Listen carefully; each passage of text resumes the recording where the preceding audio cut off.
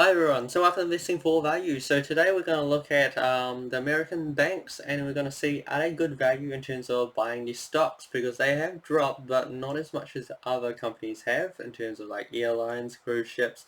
Banks in some sense are still held up fairly well, and you must be thinking, well, they're the ones with all the cash in the bank, so why wouldn't they be stable? So we look at who the largest players are. We've got JP Chase being the largest in terms of asset values. We've got Bank of America, Citigroup, Wells Fargo, Goldman Sachs, and Morgan Stanley. We can look at the top four. They're, in terms of assets, they are quite large. You've got two that are over 2 trillion, and you've got another two that are just slightly below 2 trillion, and then we've got two investment banks that are slightly below, 1 trillion.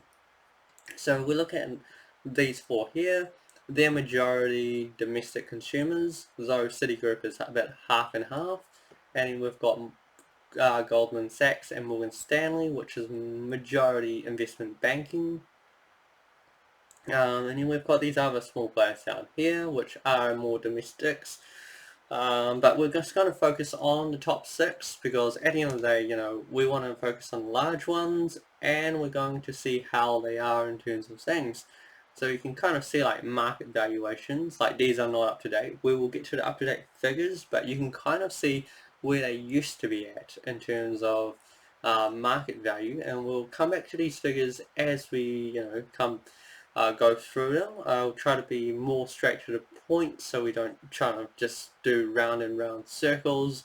So in terms of domestic deposits, you've got Bank of America 10.5% of the market, and you got JP Morgan 10, just over 10%, and you got Wells Fargo at 10%, and you got Citigroup, which we kind of expected, since they do that half and half business type thing, that they're at 4%, because they're not majority focused on domestic customers, though enough to really register.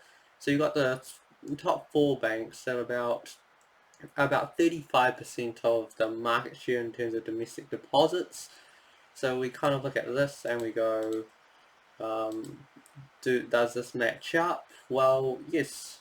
We look at these four here, and they are the top ones in terms of domestic deposits, and Goldman and Morgan Stanley probably don't register because they're not really taking in domestic deposits. So let's go to the valuations in the current market and how the share price is done. So we've got JP Morgan, which is $93.50, and the valuation is $287 billion. So remind you, if we look at these values before the massive drops, JP Morgan was 327 billion, and not too far off was Bank of America, which Bank of America is at 192 billion, which is like a 1/3 sliced off, exactly, in a sense. So its current price is $22, and it used to be about 35, and the same thing with JP Morgan Chase, about 135 or so dollars, and about 93.50 right now. And you've got Citigroup, which is $44. Used to be about 79, giving a 92 billion valuation. And we look here, it's close to half the value prior to these drops. And we've got Wells Fargo, which seems to be the one that's hit the most, because we've gotten from $53 to about just below $30, giving a valuation of 122 billion, which is valuation in terms of Wells here was 273, which is more than half in terms of the last recorded here. And then we can go into like Goldman Sachs, which is about just below 160, used to be about 237, giving a valuation of just below 55 billion. And then we've got Morgan Stanley, about 53 billion, giving about share price of about 34.84, and the share price used to be about $55. And so in terms of this, we can kind of see in terms of values, these banks have dropped quite a bit. So we can kind of see Goldman Sachs is about 50. It's about just below 55. Prior to that it was about 87, and then this was about 53, and prior to that it was about 72 billion. So you can kind of see these banks have kind of dropped off in quite a large way, and you must be wondering what kind of risks do they have? Well, they have the risk of the domestic customers not paying their mortgages, because you've just recently in the last quarter you just got 3.3 million people that didn't pay their mortgages, that's gone unemployed. So potentially they may not be able to pay their mortgages, which would be quite catastrophic in terms of. Alright, so now we're looking at in terms of their revenues and their net profits, and we're going to compare these how they go. So I just took this chart off before in terms of the six companies that we're going to look at. So I've aligned them accordingly to the asset values. So you can see JP Morgan obviously is the bigger in it in terms of its revenue, 142 billion, which is quite a bit, and then you've got Bank of America at about 113 billion, and Citigroup at 103, and Wells Fargo also around about 103, just slightly ahead of Citigroup, but in terms of revenues, relatively similar to each other. Whereas in terms of values, you have Wells Fargo at about 120 billion, which was a bit higher than Citigroup, and then you've got Goldman Sachs earning about 36, and then you've got Morgan Stanley earning revenue of 41 billion. So we kind of see like in terms of valuation, Morgan Stanley's valuation is slightly lower than Goldman, even though they do more revenue. We checked their net profits as well, 8.5 billion versus around about 7.9 billion for Goldman.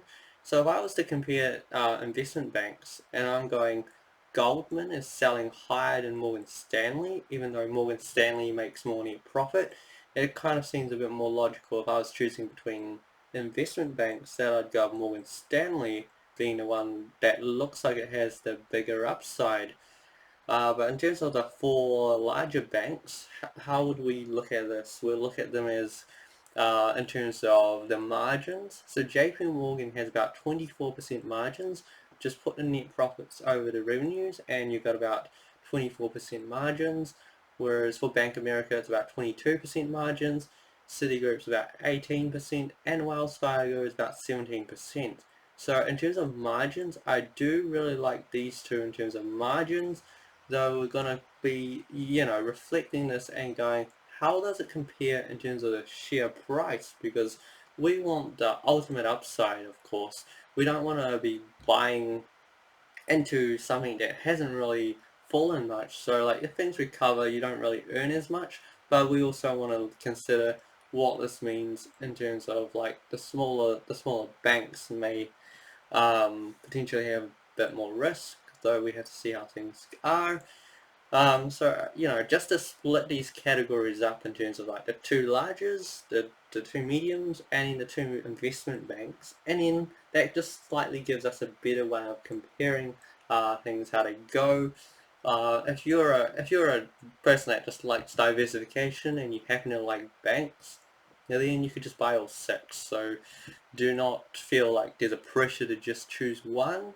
You could just choose all six, or you could choose the top four, or just the investment banks if you feel like investment banks may cope better.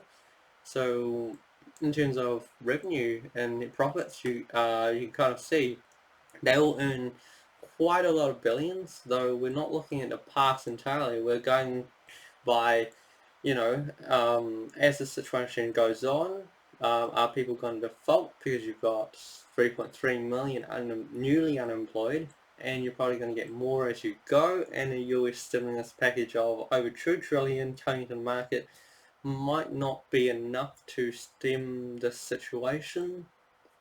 It might help small businesses. So in terms of that, like I do like the idea of Citigroup because it's kind of like a bit half and half of each. So in terms of diversification, I say Citigroup's really strong in this part.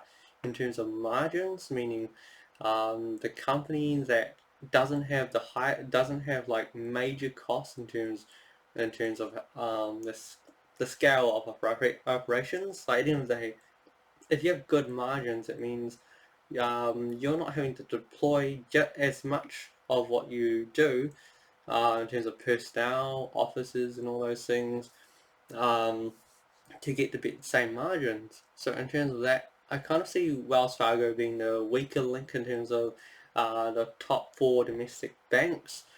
Because like Goldman Sachs was about 22% and Morgan Stanley was about 21%. So these two and these two are well in the 20s in terms of the margins, and then we've got the two middle ones that are 18 and 17%. So we want to pick the ones with the best margins because when they recover well and those margins will follow suit.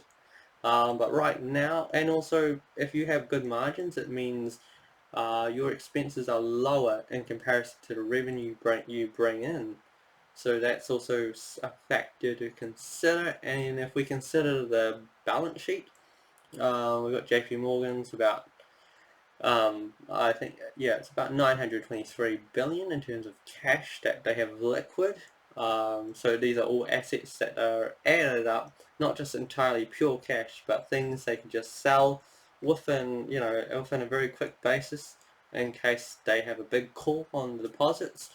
And we look at long-term debt. Like if you look at long-term debt, it's around 200 something billion for most of these. So again, that's not the biggest fear. Again, these are banks. They're the ones lending the money. They're not the ones trying to borrow the money. So we're actually more worried about the default rates rather than anything else because we want to know that firstly these banks can handle themselves if there's a large default rate. I don't think this is going to be as bad as the last financial crisis where people were in a sense like moral hazard. They were buying as many houses as possible and they were putting themselves in a big dangerous situation. Right now you just have a whole economy that's just been halted and people not being able to make payments. And over the years, the financial system has really strengthened, and it has been a bit of focus to keep these banks, in terms of fundamentals, quite stable. So I don't think these banks will go down. The question is, how badly will your business get affected with the coming situation? And that's more or less going to be helping you decide which bank you want to buy into in terms of what the major problems could be.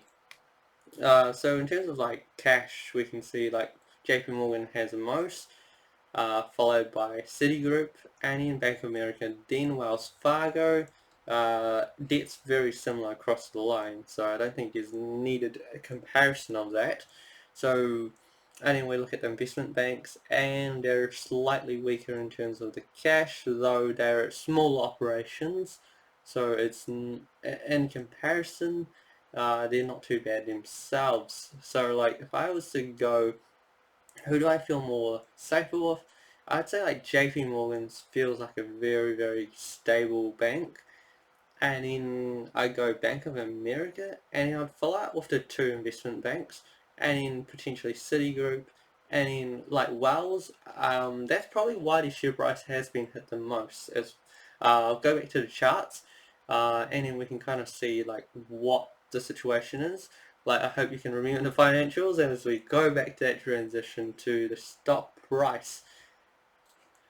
Alright, so if we come back to in terms of the banks and we go how badly are the share price affected, since we've just run through all the financial results, we can go like JP Morgan's fallen about a third from the 93, currently from the previous high of it's just about 138, and Bank of America from the 33 to the 22, roughly about a third for these two big players.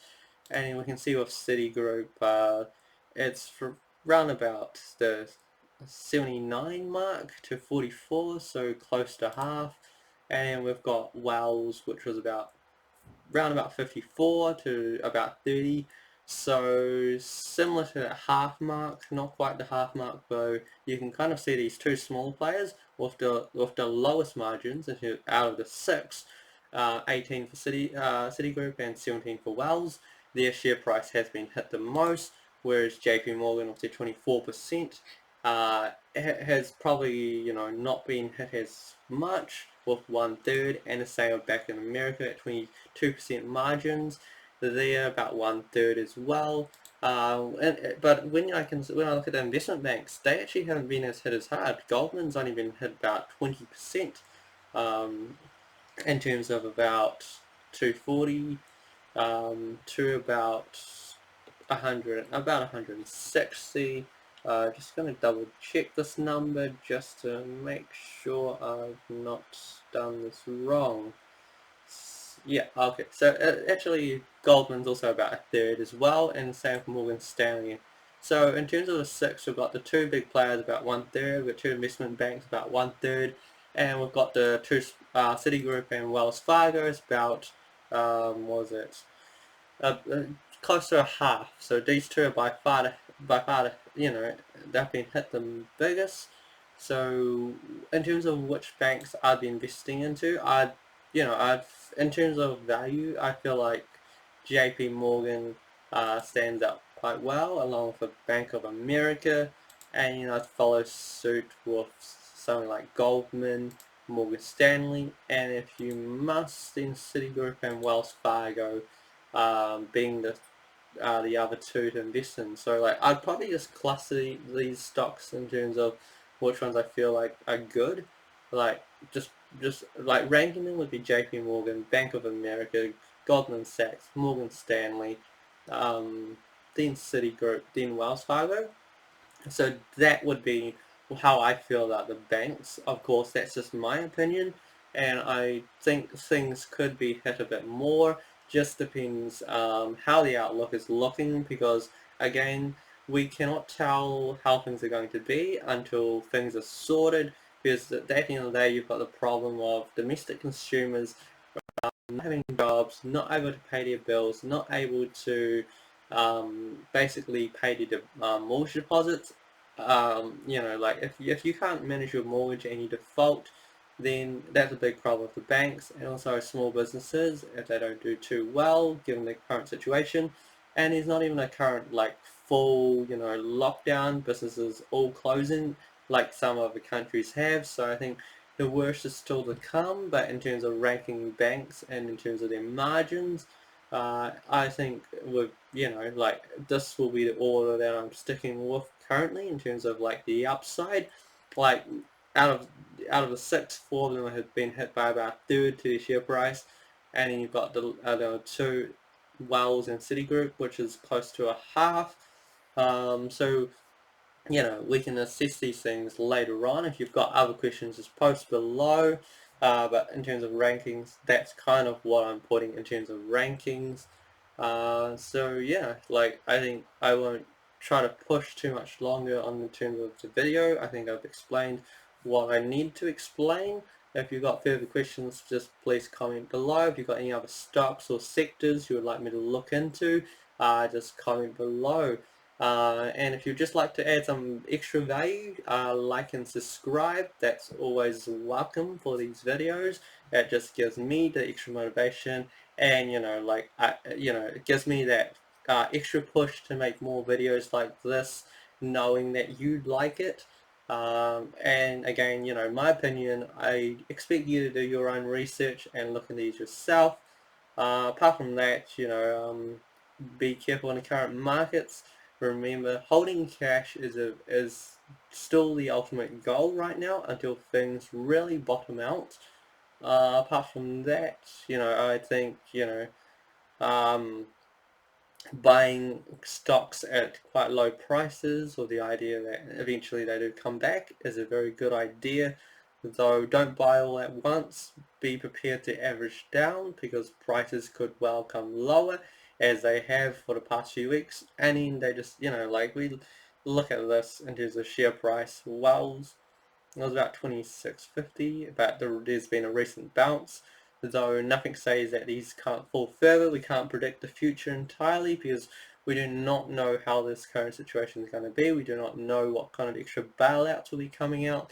So, it's a bit of guesswork, but in my opinion anyway, I don't think these banks are going to go under. The biggest question is how badly will their business be affected, and which ultimately can cause their share price to come a lot lower, which we will only find out with time to come. So trying to predict these things too early may have consequences.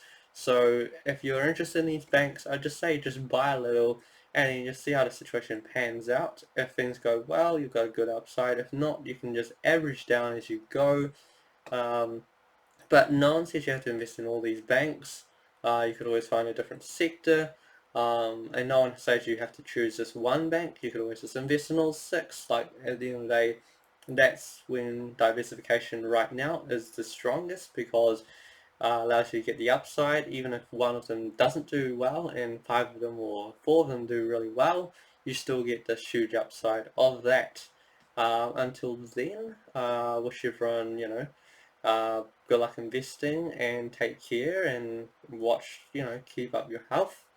Um, and if you still wanting to watch more videos, I think there should be one just right up there, just showing up right now, and then that's the subscribe button right there. Yes, until then, goodbye.